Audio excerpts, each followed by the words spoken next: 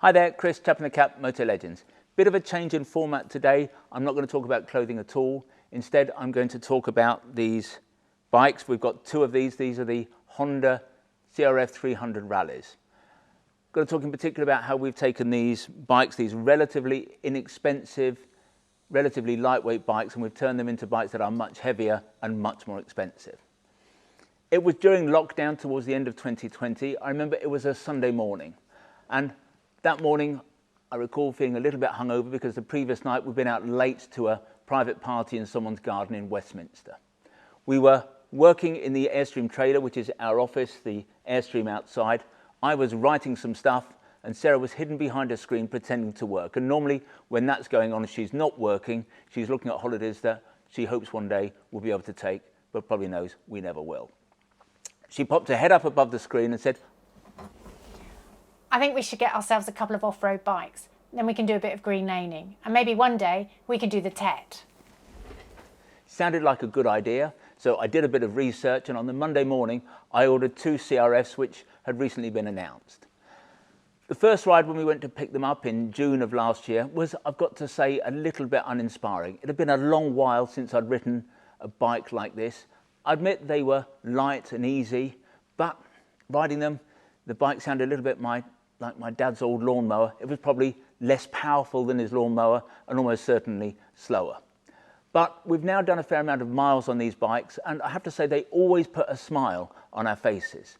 We did some green laning, we've been on a big tour to France, and they are an absolute blast. When we went to France, we were able to cover large distances, but just far more slowly than we would have done if we'd taken a bike like a GS. We had the opportunity to watch the world go by. We took the very tiniest roads, and each day we chose our route based purely on where the weather was going to be. It was fantastic.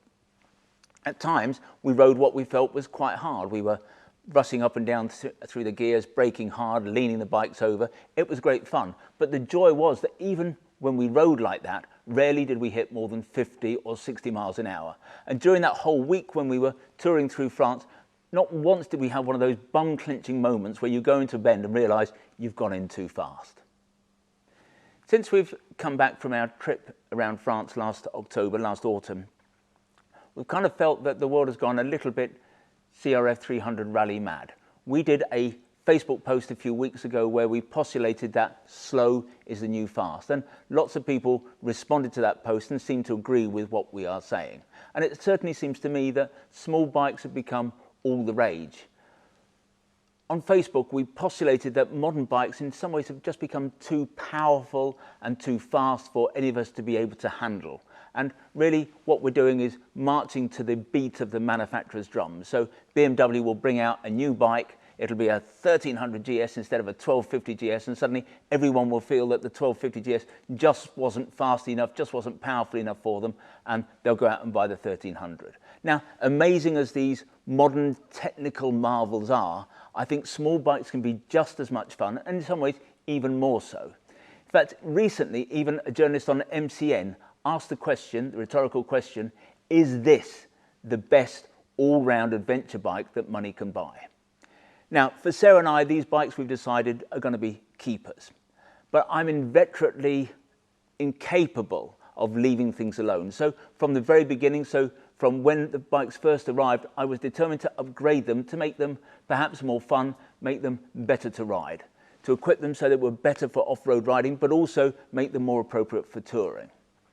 The problem was last year, because the bikes had only just come out, that there wasn't much available. There weren't many accessories available, but that's starting to change as we're moving into 2022. That is certainly changing.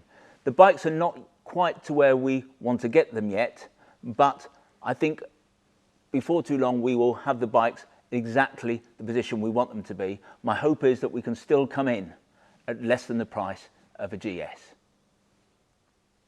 In preparation for that initial French trip, but with more adventurous journeys in mind, we went to a company called Outback Motortech for our pannier racks, because obviously we wanted to take panniers with us.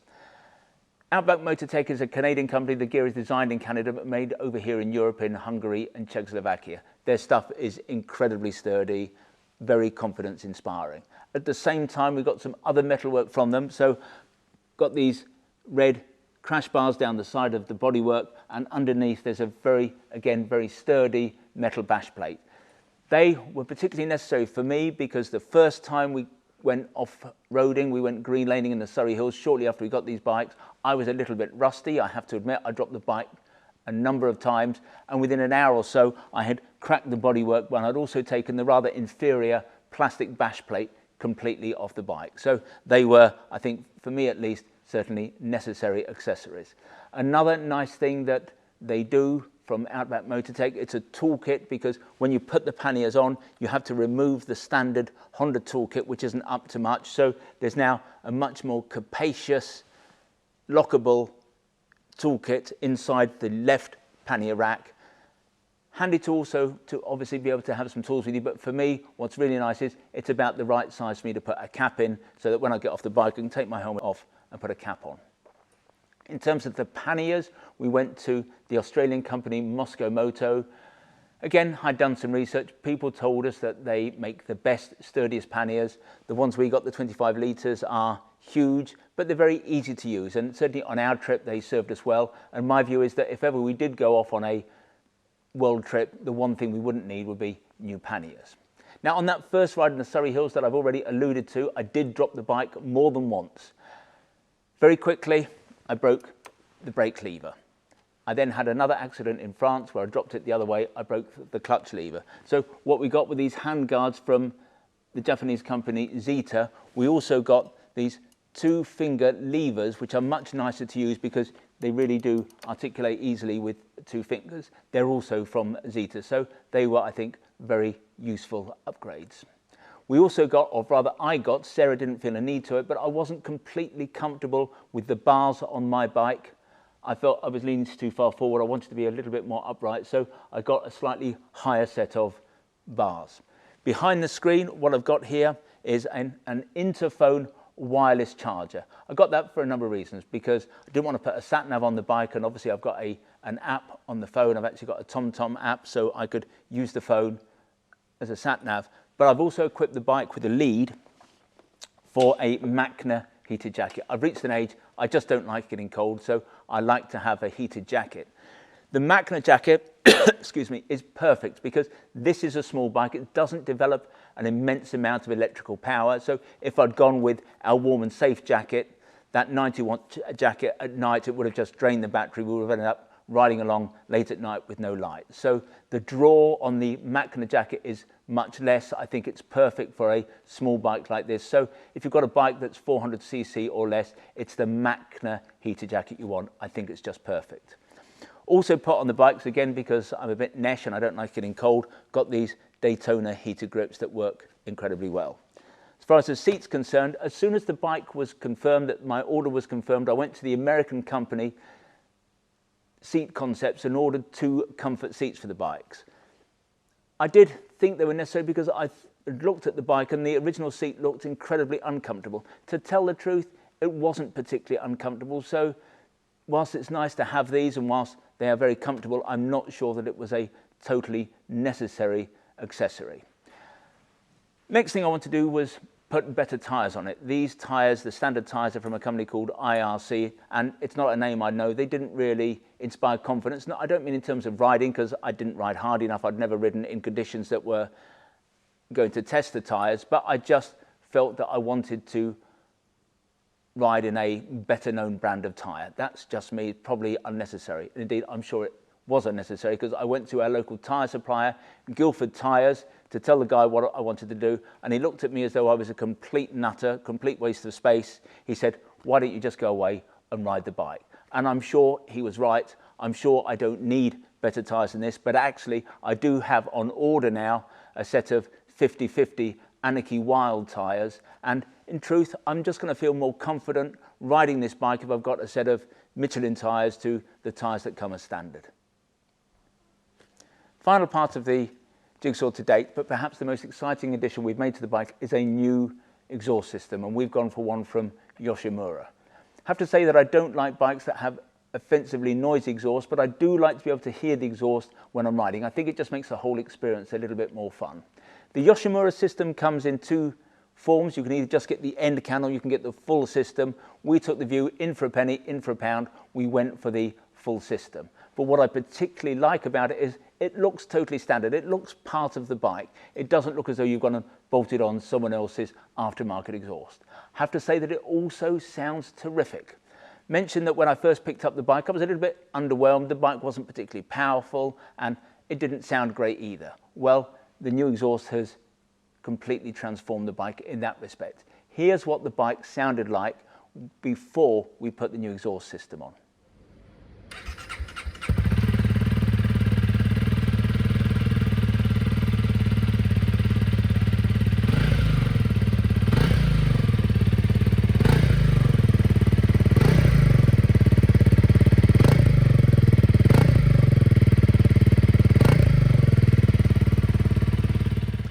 Here is what it sounds like now.